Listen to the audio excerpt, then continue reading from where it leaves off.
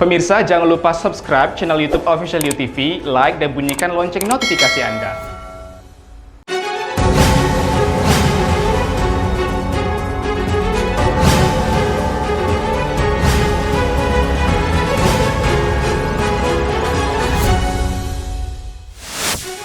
Sejumlah warga yang tergabung dalam Aliansi Masyarakat Anti Korupsi menggelar aksi unjuk rasa di kantor Kejaksaan Tinggi Kepulauan Riau pada 9 Desember.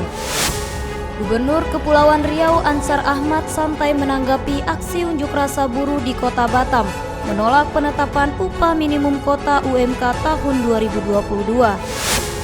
Kementerian Kesehatan menegaskan hingga 9 Desember varian Omikron belum ditemukan di Indonesia. Halo pemirsa, kita berjumpa dalam program UNews. Program ini memberikan informasi bermakna kepada Anda mengenai sejumlah peristiwa menarik di tanah air.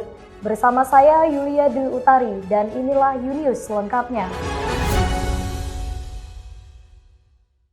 Sejumlah warga yang tergabung dalam Aliansi Masyarakat Anti Korupsi menggelar aksi unjuk rasa di kantor Kejaksaan Tinggi Kepulauan Riau pada 9 Desember. Dalam tuntutannya, massa mendesak agar Kejati Kepri segera menuntaskan berbagai kasus dugaan korupsi yang sedang ditangani. Salah satunya kasus dugaan korupsi TPP ASN Pemko Tanjung Pinang.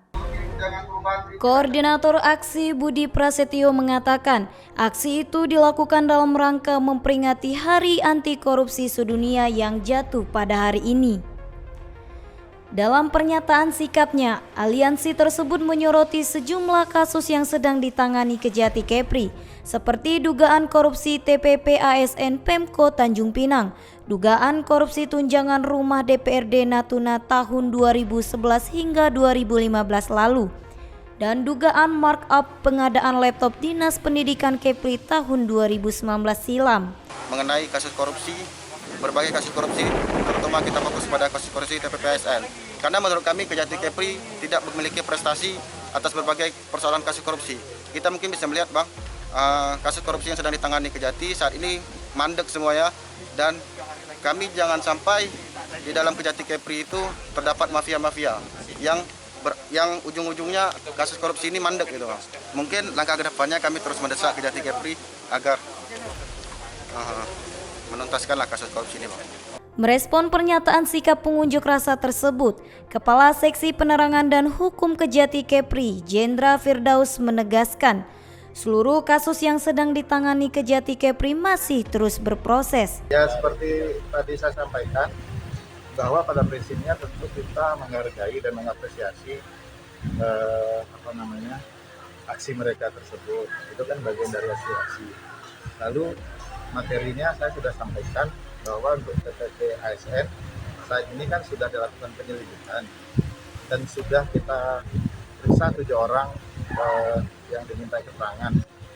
Ya, hanya saja karena ini masih sifatnya penyelidikan, kita kan hanya bisa mengatakan bahwa 7 orang itu adalah pejabat-pejabat terkait di pemerintah Kota Tanjung Pinang. Usai menyampaikan pernyataan sikapnya, massa aksi akhirnya membubarkan diri dan mengakhiri aksinya dengan damai. Dari Tanjung Pinang, Kepulauan Riau, Muhammad Hairudin, UTV mengabarkan. Gubernur Kepulauan Riau Ansar Ahmad santai menanggapi aksi unjuk rasa buruh di Kota Batam, menolak penetapan upah minimum kota UMK tahun 2022. Ribuan buruh Kota Batam menggelar unjuk rasa sejak 6 Desember lalu. Mereka menuntut Gubernur Kepri agar mencabut kasasi, mematuhi putusan PT UN Tanjung Pinang dan Medan tentang UMP Kepri dan UMK Batam. Kemudian Gubernur Kepri diminta segera merevisi Surat Keputusan Nomor 1373 Tahun 2021 tentang UMK tahun 2022. Buruh juga menuntut apabila Gubernur Kepri tidak melaksanakan pemerintahan yang baik, maka lebih baik mundur. Usulan UMK dari Wali Kota Batam sudah kita tanda tangan. Kabupaten kota lain kan nggak mempersoalkan, karena mereka tahu bahwa hitungannya itu dasarnya adalah inflasi dan pertumbuhan ekonomi. Dan Batam pun masih naik 0,85%. Dan UMK Batam juga jauh dibandingkan UMK kabupaten kota lain yang baru 3.100.000, 3.050.000, mereka sudah 4.150.000. Nah, yang kedua, persoalan PT UN yang kita lanjutkan ke kasasi, biar saja itu berproses. Kita sudah tegaskan sama mereka kemarin, kalau nanti apapun amar putusannya itu kita ikuti. Jadi tunggu saja, hormati proses hukum, jangan pakai dasar-dasar begitu. Sebelumnya, ribuan buruh Kota Batam itu menggelar aksi unjuk rasa di Temenggung Abdul Jamal, Muka Kuning, Kecamatan Saibeduk, dan Gedung Graha Kepri Batam Center. Sekretaris Aliansi Serikat Buruh Kota Batam, Muhammad Herman, mengatakan Gubernur Kepulauan Riau tidak bisa menetapkan upah minimum Kota Batam tahun 2022 sebelum persoalan UMK tahun 2021 selesai. Bahwasanya Gubernur belum bisa menetapkan UMK 2022 sebelum UMK 2021 clear. Karena apa? UMK 2021 sudah jelas apanya putusan pengadilan baik itu Tanjung Pinang maupun PT Tun Medan bahwasanya ada kekurangan bayar UMK 2021 sebesar selisihnya 115.000. Jadi Gubernur harus dulu menaikkan UMK 2021 sebesar 114.000 baru bisa menaikkan UMK 2022 seperti itu. Dari Tanjung Pinang, Kepulauan Riau, Ardiansyah Putra, UTV mengabarkan. Kementerian Kesehatan menegaskan hingga 9 Desember varian Omikron belum ditemukan di Indonesia. Pernyataan itu disampaikan Kementerian Kesehatan menanggapi beredarnya informasi di media massa. Ditemukannya 4 orang terinfeksi COVID-19 varian Omikron di Indonesia. Kementerian Kesehatan menegaskan berdasarkan pemeriksaan genome sequencing hingga 9 Desember varian Omikron belum ditemukan di Indonesia.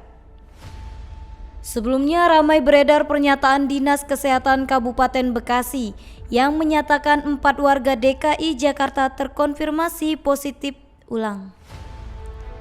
Sebelumnya ramai beredar pernyataan Dinas Kesehatan Kabupaten Bekasi yang menyatakan 4 warga DKI Jakarta terkonfirmasi positif COVID-19 varian Omikron. Juru bicara vaksinasi COVID-19 Kementerian Kesehatan, Nadia Tarmizi, membantah informasi tersebut. Berita tentang adanya informasi 4 pasien positif COVID-19 yang kemudian terpapar Omikron itu adalah tidak benar, dan informasi ini juga sudah diklarifikasi oleh Kepala Dinas Kesehatan Bekasi dan juga oleh Kepala Dinas Kesehatan Provinsi DKI. Kami sampaikan juga bahwa laboratorium Pharmalab itu adalah bukan laboratorium pemeriksa untuk genome sequencing. Lebih dari 50 negara melaporkan penemuan varian Omikron di negaranya. Bahkan varian mutasi COVID-19 ini telah ditemukan di negara ASEAN seperti Malaysia dan Singapura. Nadia menjelaskan, pemerintah telah memperkuat keamanan di pintu masuk negara, baik pelabuhan, bandara, maupun perbatasan darat, guna mencegah importasi virus oleh pelaku perjalanan internasional. Warga negara asing dari 11 negara termasuk Afrika Selatan, Namibia, hingga Hong Kong kini tidak diizinkan masuk ke Indonesia. Sementara WNI dari 11 negara tersebut wajib menjalani karantina selama 14 hari. Dari Jakarta, Kantor Berita Antara, UTV mengabarkan. Kejaksaan Tinggi Kepulauan Riau menyatakan telah menjadwalkan pemeriksaan Wali Kota Tanjung Pinang Rahma dan Wali Kota Tanjung Pinang Endang Abdullah terkait laporan dugaan kasus tindak pidana korupsi. Rahma dan Endang Abdullah akan diperiksa terkait laporan kasus tambahan penghasilan pegawai aparatur sipil negara TPP ASN pemerintah Kota Tanjung Pinang.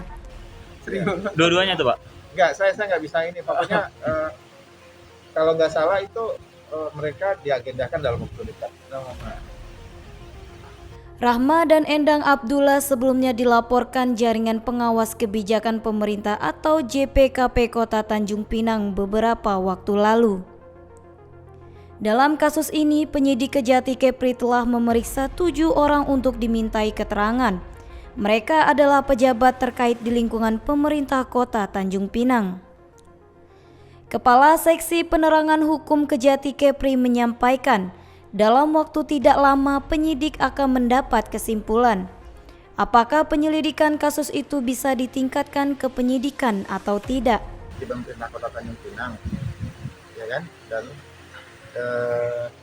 semoga dalam waktu tidak lama, hari ini juga kalau tidak salah ada yang juga yang diperiksa, pejabat juga, dan mudah-mudahan dalam minggu depan itu kita sudah bisa mendapat kesimpulan.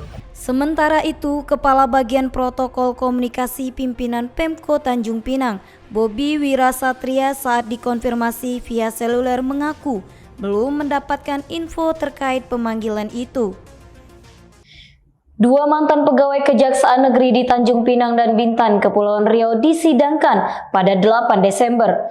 Keduanya diduga terlibat kasus korupsi dan penyalahgunaan kekuasaan dengan korban seorang kepala desa di Bintan.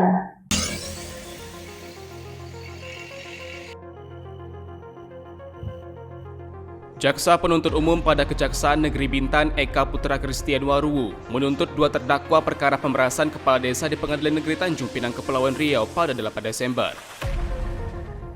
Jaksa Penuntut Umum menilai kedua terdakwa Muhammad Rizal dan Bustanul Ilmi terbukti secara sah dan bersama-sama melakukan percobaan tindak pidana korupsi dan tindak pidana penyalahgunaan kekuasaan. Kedua terdakwa merupakan pegawai Kejari Bintan dan Kejari Tanjung Pinang. Kedua pegawai kejaksaan ini diduga melakukan pemerasan terhadap Kepala Desa Malang Rapat, Kecamatan Gunung Kijang, Kabupaten Bintan, Kepulauan Riau. Secara bersama-sama melakukan percobaan tindak pidana korupsi, penyalahgunaan kekuasaan dan memaksa seseorang untuk melakukan sesuatu sebagaimana dalam dakwaan alternatif keempat.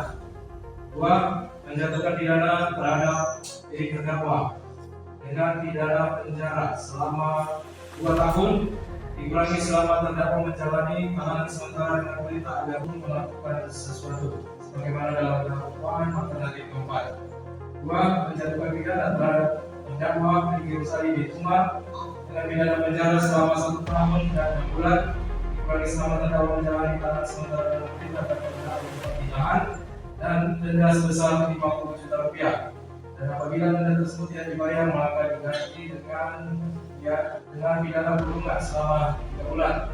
Selain itu, JPU juga menuntut 1 terdakwa lainnya yang turut terlibat, yakni Riki Rosali dengan hukuman 1 tahun dan 6 bulan kurungan penjara, serta dikenakan denda sebesar Rp50 juta subsidi kurungan 3 bulan. Atas tuntutan itu, para terdakwa meminta waktu 1 minggu kepada Majelis Hakim Pengadilan Negeri Tanjung Pinang untuk melakukan pembelaan. Sebelumnya, para tersangka terjaring operasi tangkap tangan oleh Kejaksaan Tinggi Kepri saat berupaya melakukan tindak pemerasan terhadap seorang kepala desa dengan dalih memiliki berkas penyalahgunaan anggaran desa. Dari Tanjung Pinang, Kepulauan Riau, Muhammad Khairuddin, UTV mengabarkan.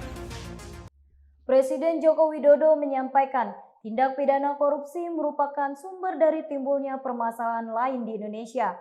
Untuk itu, Presiden meminta agar ada penindakan tegas dari semua kalangan dalam memberantas tindak pidana korupsi. Dalam peringatan Hari Anti Korupsi Sedunia tahun 2021 di Gedung KPK, pada Kamis 9 Desember, Presiden Jokowi menjelaskan berdasarkan sebuah survei nasional di bulan November, masyarakat menempatkan pemberantasan korupsi sebagai sumber permasalahan kedua yang mendesak untuk diselesaikan. Urutan pertama ialah penciptaan lapangan kerja dan urutan ketiga adalah harga kebutuhan pokok.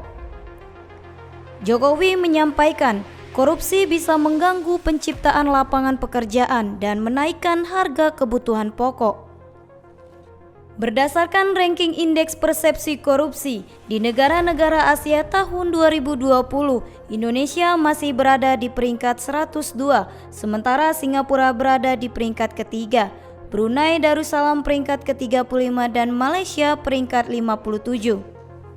Presiden Joko Widodo menegaskan, korupsi merupakan kejahatan luar biasa, oleh sebab itu harus ditangani secara luar biasa juga. Metode pemberantasan korupsi harus terus kita perbaiki dan terus kita sempurnakan. Penindakan jangan hanya menyasar peristiwa hukum yang membuat heboh di permukaan.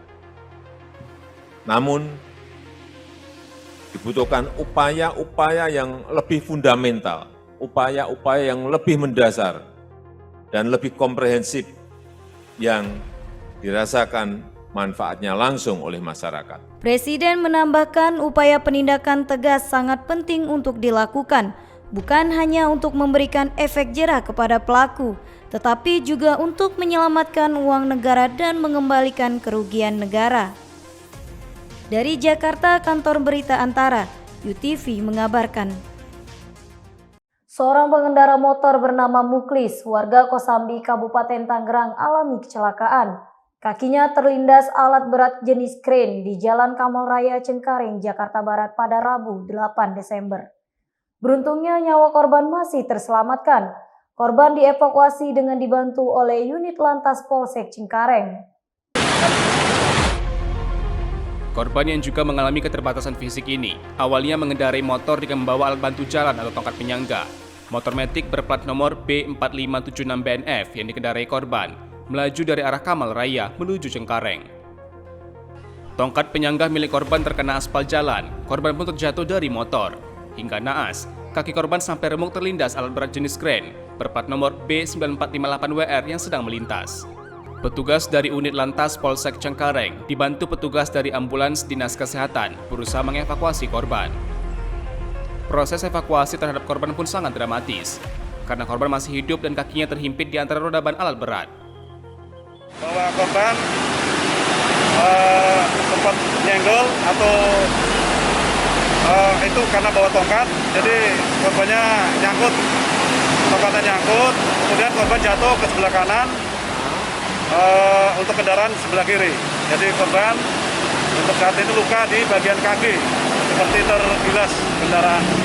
Korban masih hidup atau gimana, Komandan? Untuk korban sampai saat ini masih hidup. Setelah berhasil dievakuasi, korban dibawa ke Rumah Sakit Cengkareng untuk penanganan medis. Akibat kejadian tersebut, ruas jalan menuju Cengkareng alami kemacetan. Dari Jakarta, Denny Hardimansyah, UTV mengabarkan. Berbagai cara pemerintah untuk menyasar warga agar mendapatkan vaksinasi merata. Seperti salah satunya di Natuna, Polres di daerah tersebut memberikan layanan vaksinasi dari rumah ke rumah warga. Beginilah cara petugas dari kepolisian di Natuna, Kepulauan Riau membantu percepatan vaksinasi di wilayah perbatasan. Dengan menggunakan ambulans minibus, tim vaksinator dari Polres Kabupaten Natuna mulai mendatangi warga yang akan divaksinasi dosis pertama dan kedua. Ketua tim vaksinator Polres Natuna, Cahyo Triwibowo mengatakan, tujuan dari vaksinasi ini adalah untuk memudahkan warga yang tidak bisa mengunjungi tempat pelayanan vaksinasi, serta untuk mensukseskan percepatan vaksinasi di daerah perbatasan. Cahyo Triwibowo menambahkan, jenis vaksin yang diberikan adalah vaksin Sinovac dan AstraZeneca. Ada 3 titik yang dikunjungi dan sebanyak 23 orang telah divaksinasi. Vaksin kita pakai, vaksin Sinovac ada, vaksin Astra ada. Untuk Astranya berapa, Pak? Astra hari ini kita dapat 5 orang. Untuk yang Sinovac kita dapat 18 orang. Apriyadi, salah seorang warga Batu Hitam mengatakan, dirinya sangat mengapresiasi program vaksinasi ini. Menurutnya dapat mengurangi kerumunan warga yang antri di sentra pelayanan vaksinasi. Ya, saya sebagai masyarakat terasa dimudahkan karena ada vaksinasi yang datang ke rumah gitu kan. Nah, dan juga nggak terlalu sibuk dengan waktu pekerjaan gitu, karena kan di setiap kesibukan kadang ada yang nggak bisa pergi atau gimana, dan sekarang ada kegiatan yang mendatangi rumah-rumah, terasa terbantu gitu dengan. Polres Natuna juga mengimbau bagi masyarakat yang ingin divaksinasi bisa menghubungi pihak Polres Natuna atau Babin Kamtibnas Kecamatan Bunguran Timur. Dari Natuna, Muhammad Durman, UTV mengabarkan. Proses eksekusi bangunan di Cengkareng, Jakarta Barat nyaris ricuh. Petugas dan pihak pemilik ruko sempat bersih tegang hingga akhirnya eksekusi tetap dilaksanakan.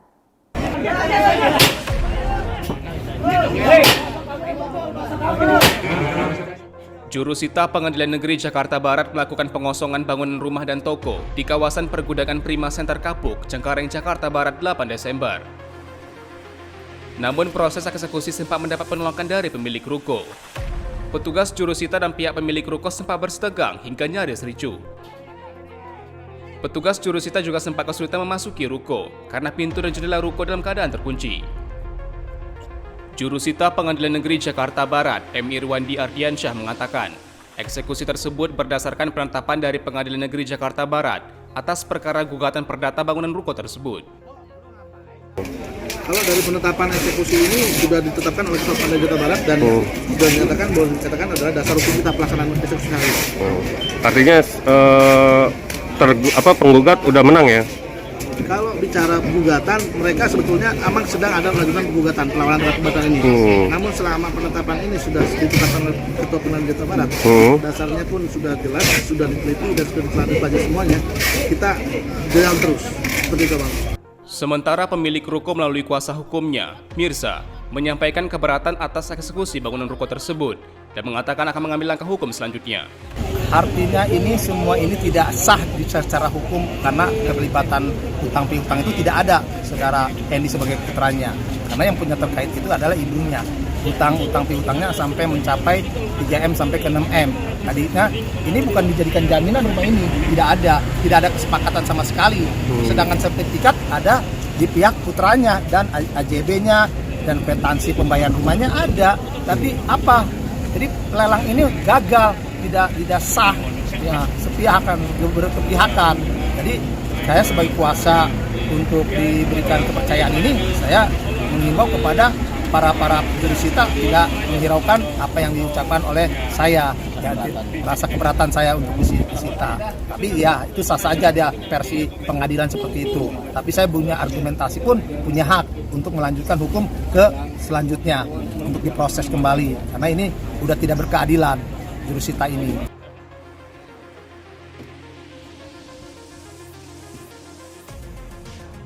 Dari Jakarta, Denny Hardimansyah, UTV mengabarkan.